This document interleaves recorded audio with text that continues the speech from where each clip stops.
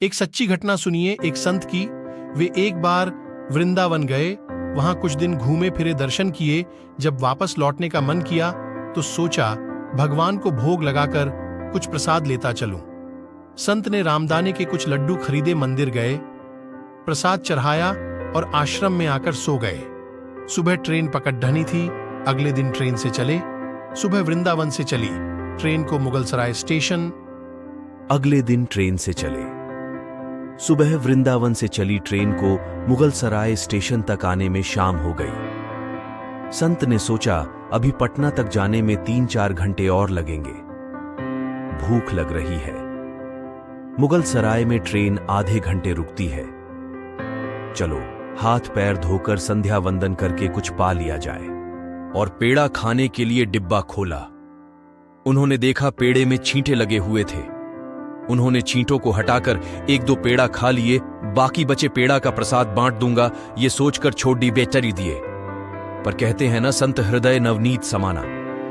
बेचारे को पेड़ों से अधिक उन छींटों की चिंता सताने लगी। सोचने लगे ये छींटे वृंदावन से इस मिठाई के डिब्बे में आए हैं। बेचारे इतनी दूर तक ट्रेन में मुगलसराय तक आ गए, कितने भाग्यशाली थे। इनका जन्म वृंदावन में हुआ था। अब इतनी दूर से पता नहीं कितने दिन या कितने जन्म लग जाएंगे इनको वापस पहुंचने में। पता नहीं ब्रज की धूल इनको फिर कभी मिल भी पाएगी या नहीं।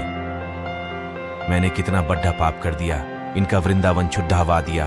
नहीं, मुझे वापस जाना होगा। और संत ने उन चींटों को वापस उसी मिठाई के डिब्बे में सावधानी से रखा और वृंदावन की ट्रेन पकड़ ली।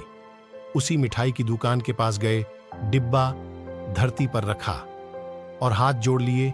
मेरे भाग्य में नहीं कि तेरे ब्रज में रह सकूं, तो मुझे कोई अधिकार भी नहीं कि जिसके भाग्य में ब्रज की धूल लिखी है उसे दूर कर सकूं। दुकानदार ने देखा तो आया, महाराज चींटे लग गए तो कोई बात नहीं, आप दूसरी मिठाई तौलवा लो।